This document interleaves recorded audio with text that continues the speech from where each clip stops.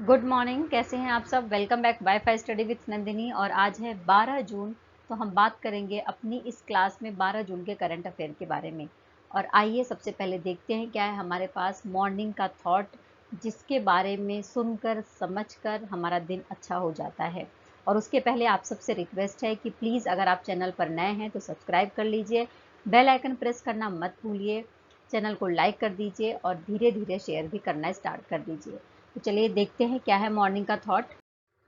बीता हुआ हर लम्हा जिंदगी को समझने का अच्छा मौका है और आने वाला हर लम्हा जिंदगी को जीने का दूसरा मौका है।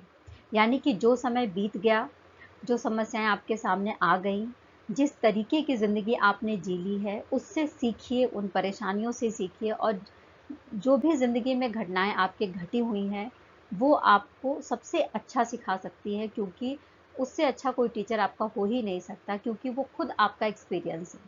तो उससे आपको सीखना है और उन गलतियों को दोबारा नहीं करना है। अपने अंदर इम्प्रूवमेंट करना है, अपनी कैपेसिटी को, अपनी एबिलिटी को निखारना है। और साथ में ही जो आने वाली ज़िंदगी है वो आपको मौका देती है, तो मौके का स्वागत करिए, मौके का हाथ पकड़ लीजिए और मौके का हाथ पकड़कर ही आप जीवन में दिन प्रतिदिन आगे बढ़ते जाएंगे। तो इन्हीं विचारधाराओं के साथ में मैं स्टार्ट करती हूँ आज की अपनी क्लास को। सबसे फर्स्ट जो हम बात कर रहे हैं, देखो वो क्या बात कर रहे हैं। हम फर्स्ट जो बात कर रहे हैं वो world day against child labour के बारे में बात कर रहे हैं। ठीक है, जो हर साल 12 जून को मनाया जाता है और इस बार भी 12 जून को हम विश्व बाल श्रम निषेध दिवस मना रहे हैं, यानी world day against child labour मना रहे हैं। जैसा कि नाम से ही समझ में आ रहा है कि इसका मोटिव क्या होगा, इसका उद्देश्य क्या होगा। उद्देश्य ये होगा कि किस तरीके से जो बच्चे हैं उनकी सुरक्षा की जा सके, उनको बाल श्रम से बचाया जा सके, और अगर कहीं पर ऐसी कोई घटना होती है तो उसको किस तरीके से रोका जा सके और कैसे लोगों के अंदर अवेयरनेस पैदा किया जा सके। इसके स्टार्टिंग के बारे में बात करें तो स्टार्टिंग करा गया था अंतर्राष्ट्रीय श्रम संगठन, इंटरनेशनल लेबर ऑर्गेनाइजेशन के द्वारा इसको स्टार्ट किया गया था सन 2002 में। विश्व बाल श्रम निषेध दिवस के रूप में ये डिसाइड किया गया कि हर साल 10 जून को इसको मनाया जाएगा। और इस बार जो 2023 की थीम है वो क्या है, तो सभी के लिए सामाजिक न्याय और बाल श्रम समाप्त करें। इस थीम के साथ हम ये दिन मना रहे हैं। तो क्लियर हो गया। तो थीम क्या है हमारी, social justice for all and child labour. ये जो थीम है इसके साथ में ही हम बाल श्रम दिवस मना रहे हैं, बाल श्रम निषेध दिवस मना रहे हैं। ठीक है, 12 जून को। क्लियर हो गया। अब देखो, अब बाल जो श्रम निषेध कानून है इसके ऊपर UN convention on the rights of the child, ठीक है ना, यानी बाल अधिकारों पर संयुक्त राष्ट्र कन्वेंशन हुआ था। इस कन्वेंशन के माध्यम से डिसाइड किया गया था कि जो 18 साल से कम उम्र के जो बच्चे हैं उनको व्यवसायों में नहीं लगाया जा सकता, यानी उनको किसी काम में नहीं लगाया जा सकता है, और उसके ऊपर प्रतिबंध लगा दिया गया था। ये कन्वेंशन कब पारित किया गया, तो ये कन्वेंशन पारित किया गया था संयुक्त राष्ट्र की जो संयुक्त राष्ट्र महासभा है उसके द्वारा 20 नवंबर 1989 को। कब? 20 नवंबर 1989 को पारित किया गया था। भारत के बारे में बात करें तो भारत ने 1992 में इसको अपनाया था, यानी संयुक्त राष्ट्र के द्वारा 1989 में इसको पारित किया गया था, भारत के द्वारा 1992 में इसको अपनाया गया था। और भारत में ये डिसाइड किया गया कि 14 वर्ष से कम के जो बच्चे हैं उनको किसी भी तरीके के व्यवसाय में काम कराना अवैध है। और उसके बाद 14 से 18 साल तक के जो बच्चे हैं, जो किशोर, स्पेशली जो जिनको हम किशोर कहते हैं, है ना, तो वो खतरनाक व्यवसायों में काम नहीं कर सकते हैं। मतलब वो काम तो कर सकते हैं लेकिन खतरनाक व्यवसायों में काम नहीं कर सकते हैं। क्लियर हो गया। देखिए, अगर हम भारत के बारे में बात करते हैं तो भारत की जो सरकार है उसके द्वारा बाल श्रम निषेध के ऊपर, है ना, एक समिति बनाई गई थी। उस समिति का नाम क्या है? समिति का नाम है गुरुपद स्वामी समिति। इस समिति ने कुछ निष्कर्ष दिए और इसके लिए बाल श्रम निषेध या विनियमन अधिनियम, यानी child labour prohibition and regulate जो रेगुलेशन एक्ट है 1986 का, उसको बनाया गया, है ना। 1986 का जो एक्ट है वो गुरुपद स्वामी समिति के द्वारा बनाया गया और इसमें ये डिसाइड किया गया कि भारत में जो बच्चे हैं उनके रोजगार करने की या उनके काम करने की उम्र कितनी होनी चाहिए, ये डिसाइड किया गया था। और इसी में ये डिसाइड किया गया कि 14 साल से कम उम्र के जो बच्चे हैं उनको किसी भी तरीके का काम नहीं कराया जा सकता, और 14 से 18 साल तक के बीच में जो किशोर हैं वो खतरनाक व्यवसायों में काम नहीं कर सकते हैं। इसके अलावा जो ILO है यानी अंतर्राष्ट्रीय लेबर ऑर्गेनाइजेशन है, ठीक है, यानी इंटरनेशनल लेबर ऑर्गेनाइजेशन है, उसके द्वारा कुछ 8 कन्वेंशन बनाए गए थे और उस कन्वेंशन का भारत को समर्थन प्राप्त है ना। अब वो कन्वेंशन कौन थे? तो जैसे जैसे ये है कि जबरदस्ती किसी को बाल श्रम में धकेल दिया गया, है ना, और साथ में ही समान कार्य के लिए समान वेतन। इसके अलावा रोजगार तथा जो भेदभाव वाला कन्वेंशन है 1958। तो इन सब कन्वेंशन का जो अंतर्राष्ट्रीय श्रम संगठन के द्वारा बनाए गए थे उसका भारत को समर्थन प्राप्त है। ठीक है, भारत सरकार की जो इनिशिएटिव है उसके बारे में हम यहाँ पर बात करते हुए सबसे पहले तो मैं बता दूं कि जैसा कि हमने बात कर ली, गुरुपद जो समिति थी उसके अकॉर्डिंग 14 साल से कम बच्चों के लिए क्या है और 14 से 18 साल तक के जो किशोर है उनके लिए काम का क्या प्रोविज़न है उसके बारे में हमने बात कर ली। यहाँ पर राइट टू एजुकेशन के बारे में भी बात कर रहे हैं हम यहाँ पर, कि बच्चों के लिए अनिवार्य रूप से शिक्षा उपलब्ध कराई गई राइट टू एजुकेशन के तहत, जिसको 2009 में पारित किया गया और 2009 में अनिवार्य शिक्षा की उम्र डिसाइड की गई और कहा गया कि 14 साल से जो कम उम्र के बच्चे हैं उनको राइट टू एजुकेशन का अधिकार है। यानी अनिवार्य शिक्षा है उसका अधिकार अधिनियम आया था, राइट टू एजुकेशन आया था 2009 में, और इसके तहत उनको शिक्षा का मौलिक अधिकार दिया गया है, यानी शिक्षा का अधिकार है और उन बच्चों को शिक्षा से कोई भी वंचित नहीं कर सकता है। ठीक है, और साथ में मैं आपको ये भी बता दूं कि भारतीय संविधान का जो अनुच्छेद 23 है वो क्या कहता है। तो अनुच्छेद यानी आर्टिकल 23 ये कहता है कि मानव का दुर्व्यापार यानी मानव का व्यापार नहीं किया जा सकता, बेगारी नहीं कराई जा सकती, बंधुआ मजदूरी की जो प्रथा है उसका उन्मूलन किया गया है। इसके तहत अगर कोई भी व्यक्ति इस तरीके का काम करते हुए पाया जाता है तो उसको ऊपर कानूनी कार्यवाही की जा सकती है। आर्टिकल 24 क्या कहता है? आर्टिकल 24 कहता है कि 14 साल से कम उम्र के बच्चे अगर किसी फैक्ट्री में, किसी खान में या कहीं पर भी काम करते हुए देखे जाते हैं तो उनके ऊपर रोक लगाने की बात कही गई है, और जो इस तरीके का काम कराता है उसको सजा भी दी जा सकती है। तो ये हमने बात कर ली आर्टिकल 23 और आर्टिकल 24 के बारे में जो हमें पता होना चाहिए। ठीक है, देखिए हम यहाँ पर बात कर रहे हैं दुनिया की वर्ल्ड नंबर 1 यानी वर्ल्ड नंबर 1 जो महिला टेनिस खिलाड़ी हैं, पोलैंड से बिलोंग करती हैं। इनका नाम क्या है? तो इनका नाम है इगा स्विएटेक। क्या नाम है? Iga Swiatek. ठीक है, इनके द्वारा फ्रेंच ओपन का खिताब जीत लिया गया है 2023 का, और मैं आपको ये भी बता दूं कि पिछले 5 सालों में इनका ये तीसरा फ्रेंच ओपन का खिताब है। ठीक है, अच्छा ये जो फ्रेंच ओपन था ये कहाँ पर हो रहा था? तो ये पेरिस में हो रहा था। पेरिस यानी फ्रांस की जो राजधानी है पेरिस, वहाँ पर हो रहा था। अच्छा, जब ये फ्रेंच ओपन का खिताब इन्होंने जीता तो इन्होंने किसे हराया ये भी हमें पता होना चाहिए। तो इन्होंने चेक गणराज्य की कोरोलिना मुचोवा को हराया। किसको हराया? तो चेक गणराज्य की कोरोलिना मुचोवा को हराकर ये फ्रेंच ओपन जो ग्रैंड स्लैम खिताब है, महिला का खिताब है, महिला एकल का खिताब है, उसको जीत लिया है। किसने? इगा स्विएटेक ने, जो नंबर 1 टेनिस खिलाड़ी हैं, पोलैंड से बिलोंग करती हैं। ओके, याद हो गया अच्छे से आपको? अच्छा, साथ में मैं आपको ये भी बता दूं कि ये सिर्फ 22 ईयर की हैं और तीसरी ऐसी महिला खिलाड़ी हो गई हैं जिन्होंने लगातार इतने सारे खिताब अपने नाम कर लिए हैं। ठीक है, देखिए हम बात कर रहे हैं फाइनेंशियल सर्विसेज इंस्टीट्यूशंस ब्यूरो के बारे में, जिसने कुछ नियुक्तियों की घोषणा करी है। अब हम देखते हैं कि ये नियुक्तियां कौन कौन सी हैं। तो सबसे पहले मैं आपको बता दूं कि पहली जो नियुक्ति करी गई है वो general insurance corporation of India के महाप्रबंधक हैं एन रामास्वामी। ठीक है, तो अब एन रामास्वामी को कंपनी के अगले अध्यक्ष के रूप में और CMD के रूप में MD के रूप में यानी मैनेजिंग डायरेक्टर के रूप में नियुक्त किया गया है। इसके बाद जो दूसरी नियुक्ति करी गई है वो क्या है? तो वो यूनाइटेड इंडिया इंश्योरेंस के महाप्रबंधक और निदेशक हैं जिनका नाम है एम राजेश्वरी सिंह। क्या नाम है? एम राजेश्वरी सिंह। इनको राष्ट्रीय बीमा कंपनी यानी NIC के CMD के रूप में चुना गया है। राष्ट्रीय बीमा कंपनी के CMD के रूप में चुना गया है। तीसरी जो नियुक्ति करी गई है वो नियुक्ति करी गई है किसकी? जीवन बीमा निगम जो है उसके नए प्रबंधक होंगे कौन? सतपाल भानु और are Dorai Swami.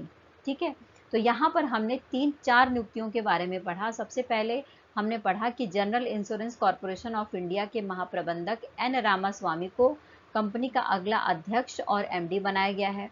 United India insurance के महाप्रबंधक और निदेशक हैं एम राजेश्वर सिंह, इनको राष्ट्रीय बीमा कंपनी का सीएमडी बनाया गया है। और तीसरी जो नियुक्ति करी गई है वो किसकी करी गई है, तो जीवन बीमा निगम के नए प्रबंध निदेशक होंगे कौन, तो वो होंगे सतपाल भानु और आर दोराई स्वामी और सतपाल भानु। तो ये 4 नियुक्तियां हैं जिसके बारे में हमें पता होना चाहिए। ठीक है, क्लियर। तो हमने बात कर ली फाइनेंशियल सर्विसेज इंस्टीट्यूशंस ब्यूरो के द्वारा जो नियुक्तियां करी गई हैं, जो अपॉइंटमेंट्स करी गई हैं, उसके बारे में। क्लियर। देखिए, जो हम बात कर रहे हैं फाइनेंशियल सर्विसेज इंस्टीट्यूशंस ब्यूरो के बारे में, तो इसकी स्थापना 2017 में करी गई थी। पहली बात, ये एक स्वायत्त निकाय के रूप में काम करती है भारत सरकार के लिए। इसके कुछ शक्तियां हैं और कुछ कार्य हैं, वो देख लेते हैं क्या क्या है। तो देखो, पूरे भारत में जो भी वित्तीय संस्थान है, ठीक है, जो भी वित्तीय एजेंसी है, जो भी संस्थान है, उसके बोर्ड के लिए जो एमडी का, उसके अध्यक्ष के लिए, उसके सीईओ के लिए जो नियुक्तियां हैं, वो फाइनेंशियल सर्विसेज इंस्टीट्यूशंस ब्यूरो के द्वारा किया जाता है। इसके अलावा भारत में जो वित्तीय संस्थाएं हैं वो किस तरीके से काम कर रही हैं, उसके ऊपर निगरानी करने का भी काम जो फाइनेंशियल सर्विसेज इंस्टीट्यूशंस ब्यूरो है उसके द्वारा किया जाता है ना। और उसके लिए पॉलिसी बनाना और उसको लागू कराने का भी काम इसी का है। अगर मैं इसके किस तरीके से काम होता है इसके बारे में बात करें, तो देखो, सबसे पहले जो वित्तीय सेवा संस्थान ब्यूरो है, इसका एक अध्यक्ष होता है, एक उपाध्यक्ष होता है और उसके कुछ सदस्य होते हैं। ठीक है, जो मिलकर वित्तीय सेवा संस्थान ब्यूरो के लिए काम करते हैं। इसका मुख्यालय आपको मुंबई में देखने को मिलेगा। इसका मुख्यालय कहाँ पर देखने को मिलेगा, तो मुंबई में देखने को मिलेगा। और इसके कई सारे जो रीजनल ब्रांचेस हैं वो भी देखने को मिलेंगे, दिल्ली में, कैलकाटा में, चेन्नई में और बेंगलुरु में। तो हमें ये थोड़ी सी जानकारी हो गई वित्तीय सेवा संस्थान ब्यूरो या फिर फाइनेंशियल सर्विसेज इंस्टीट्यूशंस ब्यूरो के बारे में। क्लियर हो गया। देखिए, अब हम बात कर रहे हैं मर्सर के द्वारा कॉस्ट ऑफ लिविंग सर्वे कराया गया है। किसके द्वारा, मर्सर है, मर्सर के द्वारा कॉस्ट ऑफ लिविंग सर्वे कराया गया है। ठीक है, तो इस कॉस्ट ऑफ लिविंग सर्वे जब कराया गया तो इसमें ये पाया गया कि जो भारत का मुंबई है वो प्रवासियों के लिए सबसे महंगा शहर है। ठीक है, यानी फर्स्ट नंबर पे कौन आता है भारत में, तो मुंबई शहर आता है जो प्रवासियों के लिए सबसे ज़्यादा महंगा शहर है। ठीक है, इसके बाद भारत का नई दिल्ली आता है, फिर चेन्नई आता है, बेंगलुरु आता है, हैदराबाद आता है, कोलकाता आता है और पुणे आता है। ये जो सर्वे कराया गया है मर्सर के द्वारा कॉस्ट ऑफ लिविंग के लिए, ये लगभग पूरी दुनिया के 5 महाद्वीपों के 227 शहरों का विश्लेषण किया गया। ठीक है, 5 महाद्वीप, 227 शहरों का विश्लेषण किया गया और इसमें ये देखा गया कि भारत का जो मुंबई है, नई दिल्ली है, बेंगलुरु है, वो क्रमशः दूसरे और तीसरे स्थान पर, यानी फर्स्ट नंबर पर मुंबई है, सेकंड नंबर पर दिल्ली है और तीसरे नंबर पर बेंगलुरु है, अगर सिर्फ भारत के परिप्रेक्ष्य में देखा जाए तो। और ऑल ओवर अगर देखा जाए तो ऑल ओवर जो है इनकी रैंकिंग आप देख सकते हैं, स्क्रीन पर दिख भी रही है कि मुंबई की रैंकिंग ऑल ओवर में 147 है, नई दिल्ली की 169 है, चेन्नई की 184, बेंगलुरु 189 और हैदराबाद 202 और कोलकाता 211 और पुणे 213 है ना। वैश्विक स्तर पर अगर बात करें तो सबसे महंगे शहर कौन से हैं, तो हांगकांग है, सिंगापुर है और ज्यूरिख है। हांगकांग है, सिंगापुर और ज्यूरिख है। तो अगर ऑल ओवर बात करें 200 जो 27 शहर हैं उनमें बात करें तो सबसे महंगा शहर कौन है, तो चाइना का हांगकांग है, सिंगापुर है और ज्यूरिख है। क्लियर हो गया, समझ में आ गया। ठीक है, हमने बात कर ली। और सबसे ज़्यादा कम महंगा शहर कौन सा है, तो इस्लामाबाद है और कराची है पाकिस्तान का। ठीक है, हम यहाँ पर बात कर रहे हैं मिशन कर्मयोगी के बारे में। ठीक है, अब मिशन कर्मयोगी के अंतर्गत ही जो नई दिल्ली का प्रगति मैदान है वहाँ पर एक सम्मेलन का उद्घाटन किया गया। सम्मेलन किस तरीके का था, तो एक तरीके से राष्ट्रीय प्रशिक्षण सम्मेलन था, यानी नेशनल ट्रेनिंग कन्वेंशन था जिसका उद्घाटन किया गया कहाँ पर, नई दिल्ली के प्रगति मैदान में, हमारे देश के प्रधानमंत्री नरेंद्र मोदी जी के द्वारा। मिशन कर्मयोगी के तहत इसको स्टार्ट किया गया था। इसका मोटिव क्या है, मोटिव ये है कि जो भारत के प्रशासनिक अधिकारी हैं वो अलग अलग सेक्टर्स में अलग अलग फील्ड में काम करते हैं, तो किस तरीके से उनका जो काम करने का तरीका है उसको इम्प्रूव किया जा सके और किस तरीके से उनके काम करने की जो कैपेसिटी है उसको डेवलप किया जा सकता है। और इसमें पार्टिसिपेट करने वालों की अगर संख्या के बारे में बात करें तो लगभग 1500 से अधिक प्रतिनिधियों ने भाग लिया, जो केंद्रीय प्रशिक्षण संस्थान, जो प्रशासनिक प्रशिक्षण संस्थान है, रीजनल जो प्रशिक्षण संस्थान है, उससे रिलेटेड थे। ठीक है, समझ में आ गया? ऑल ओवर, यानी एक तरीके से जो हमारे देश के सिविल सेवक हैं उनके काम को इम्प्रूव करने के लिए, उनकी कैपेसिटी बिल्डिंग को इम्प्रूव करने के लिए ऐसा किया गया था। ठीक है, समझ गए? तो हमने बात कर ली मिशन कर्मयोगी के बारे में। ठीक है, अब आओ मिशन कर्मयोगी जो योजना है उसको थोड़ा समझते हैं। कब स्टार्ट किया गया था, मोटिव क्या है और क्यों, इसके पीछे कारण क्या है, क्यों स्टार्ट किया गया था इसे और उद्देश्य क्या है। तो सबसे पहले मिशन कर्मयोगी की स्टार्टिंग के बारे में बात करें तो इसकी स्टार्टिंग करी गई थी 2 सितंबर 2020 को प्रधानमंत्री नरेंद्र मोदी के द्वारा। इसका मोटिव ही ये है कि किस तरीके से जो सिविल सेवक हैं, जो सरकारी कर्मचारी हैं, उनकी कैपेसिटी बढ़ाई जाए काम करने के फील्ड में। और ये भी बोला गया कि इसके द्वारा लगभग 46 लाख केंद्रीय कर्मचारियों के लिए 5 वर्ष की अवधि में 510.86 करोड़ रुपए का बजट निर्धारित किया गया।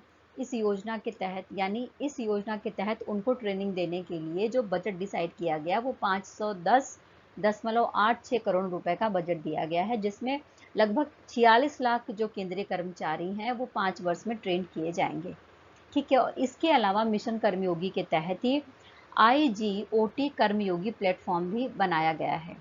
IGOT कर्मयोगी प्लेटफॉर्म भी बनाया गया है, जिसके माध्यम से ऑनलाइन संपर्क स्थापित किया जा सकता है सिविल सेवकों से और केंद्रीय कर्मचारियों से। तो हमने बात कर ली मिशन कर्मयोगी योजना के बारे में। क्लियर हो गया? अच्छे से समझ में आ गया होगा, आई होप।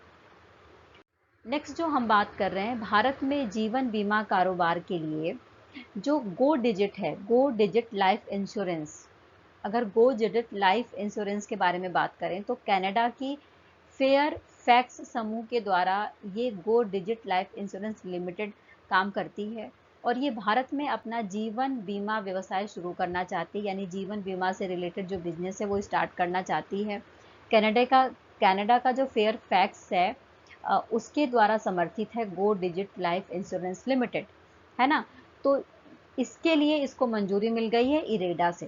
किससे मंजूरी मिल गई है? इरेडा से इसको मंजूरी दे दी गई है ना। साथ में मैं आपको बता दूं कि जब इरेडा की 122वीं बैठक हुई थी 2 जून को 2023 में, तो ये डिसाइड किया गया कि जो कनाडा के फेयरफैक्स समूह के द्वारा समर्थित कंपनी है जिसका नाम है गो डिजिट लाइफ इंश्योरेंस लिमिटेड, वो भारत में जीवन बीमा से रिलेटेड अपने बिजनेस स्टार्ट कर सकती है।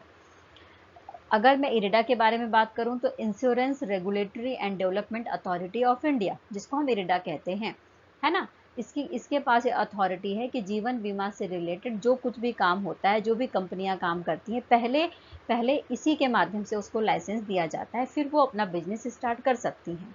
तो ये न्यूज़ है हमारे पास। ठीक है, तो हमने बात कर ली Canada based Fairfax group backed Go Digit life insurance limited के बारे में, जो भारत में अपना जीवन बीमा से रिलेटेड व्यवसाय या बिजनेस स्टार्ट कर रही है। देखो, अब हम बात कर रहे हैं 11 से 14 जून के बीच में नई दिल्ली में सीमा सुरक्षा बल, जिसको हम BSF कहते हैं, ठीक है, BSF यानी सीमा सुरक्षा बल, और साथ में ही बांग्लादेश का जो बॉर्डर गार्ड बांग्लादेश है, उसके बीच में जो महानिदेशकों की बैठक हुई है, और 21 नंबर की बैठक हुई है, तो 53 नंबर की बैठक हुई है। निश्चित सी बात है कि जब दो देशों के जो बॉर्डर सुरक्षा के बीच बात होगी, महानिदेशक के बीच बात कराई जाएगी, तो सीमा सुरक्षा से रिलेटेड बात होगी। सीमा सुरक्षा को किस तरीके से इम्प्रूव किया जा सकता है इसके ऊपर बात होगी। कैसे एक दूसरे का साथ दिया जा सकता है इसके ऊपर बात होगी। साथ में मैं आपको ये भी बता दूं कि जो BSF के महानिदेशक हैं उनका नाम क्या है? डॉक्टर सुजय लाल थाउसेन। इनका नाम जरूर याद रख लेना। BSF के महानिदेशक कौन है? तो डॉक्टर सुजय लाल थाउसेन, इनके नेतृत्व में। और बांग्लादेश में कौन थे? तो बांग्लादेश की तरफ से major general AKM Najmul Hasan, इन दोनों की अध्यक्षता में ये सम्मेलन आयोजित किया गया था। 53 नंबर का सम्मेलन था, महानिदेशक स्तर का सम्मेलन था, जिसमें दोनों देशों के सीमा सुरक्षा बलों के बीच में बेहतर समन्वय स्थापित करने के लिए और सीमा सुरक्षा को बढ़ाने के ऊपर बात की गई है। क्लियर हो गया? अच्छा, साथ में मैं आपको बता दूं कि ये जो बैठक है लास्ट ईयर कहाँ पर हुई थी, तो ढाका में हुई थी। कहाँ पर हुई थी? ढाका में आयोजित करी गई थी। और अभी इस साल का कहाँ पर आयोजित किया गया था, तो नई दिल्ली में आयोजित किया गया था। ठीक है, अब हम बात कर रहे हैं कर्नाटका सरकार की शक्ति स्मार्ट कार्ड योजना के बारे में। कर्नाटका सरकार ने एक योजना स्टार्ट करी है जिसका नाम है शक्ति, और स्मार्ट कार्ड योजना है। इस कार्ड योजना के तहत जो कर्नाटका की महिलाएं हैं, कर्नाटका राज्य की जो बसें चलती हैं उसमें बिना टिकट के सिर्फ इस कार्ड की मदद से ही यात्रा कर सकती हैं। और ये भी बोला गया है कि इस योजना को 11 जून को लॉन्च किया गया था, तो ये बोला गया कि 11 जून से महिलाएं इस कार्ड के माध्यम से बस की यात्रा कर सकती हैं। कर्नाटका राज्य के भीतर ही यात्रा करेंगे और कर्नाटका राज्य से रिलेटेड जो बसें हैं उसमें यात्रा कर लेंगी इस कार्ड के माध्यम से।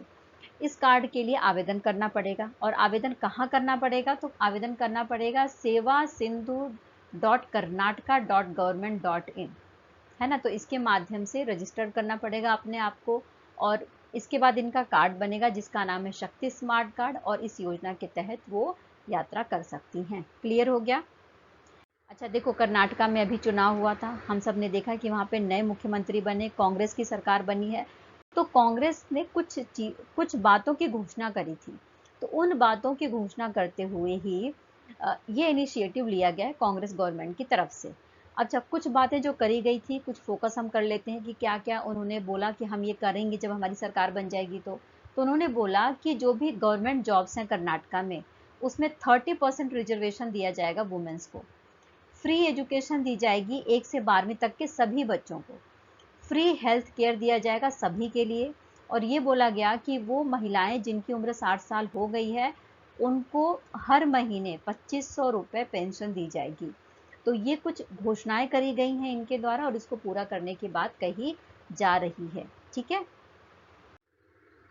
देखिए जैसा कि एड में हम देखते रहते हैं, जॉनी वॉकर विस्की के निर्माता और साथ में ही स्पिरिट कंपनी जिसका नाम है डियाजियो। ठीक है, तो स्पिरिट कंपनी डियाजियो के सीईओ थे इवान मेनेजेस। क्या नाम था? Ivan Menezes.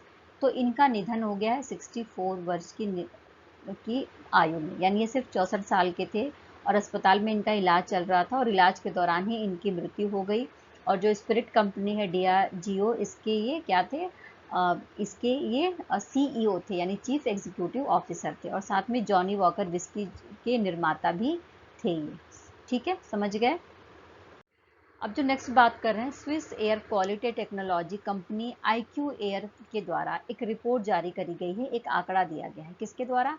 Swiss air quality technology company IQ air के द्वारा एक डेटा दिया गया है 2022 के रिगार्डिंग।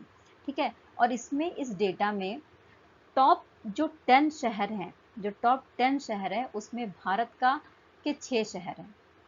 आप देख रहे हो ना, मतलब कि सबसे ज्यादा जो प्रदूषित शहरों की लिस्ट में जो भारत के 10 शहर, जो 10 शहर हैं पूरी दुनिया के, उसमें 6 तो सिर्फ भारत के हैं।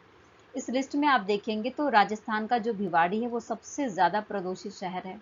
इसके बाद राजधानी दिल्ली आता है, फिर उसके बाद दरभंगा आता है, आसोपुर आता है, और उसके बाद पटना आता है ना। और जो राजस्थान का भिवाड़ी है वो तीसरे नंबर पर आता है, इस लिस्ट में तीसरे नंबर पर आता है। इसके अलावा सबसे ज़्यादा जो प्रदूषित देश हैं उनकी लिस्ट अगर देखी जाए तो सबसे ज़्यादा जो प्रदूषित देश हैं उसमें चाड, इराक, पाकिस्तान, बहरीन और बांग्लादेश सबसे ज़्यादा प्रदूषित देशों की सूची में आते हैं। क्लियर हो गया?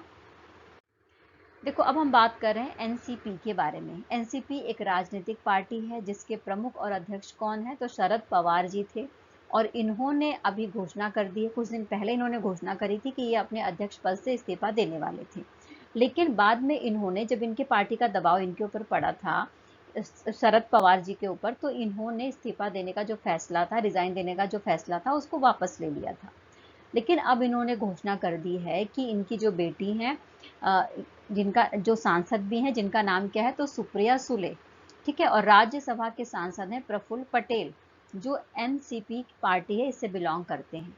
तो इनको कार्यकारी अध्यक्ष के रूप में घोषित कर दिया है शरद पवार के द्वारा। यानी अब कार्यकारी अध्यक्ष कौन होगा एनसीपी का?